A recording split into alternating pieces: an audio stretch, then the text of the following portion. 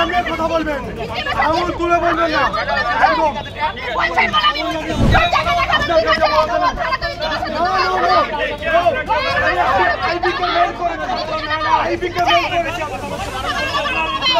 mail আছে, আপনাদের লোক ইনফরমেশন আছে, কি করে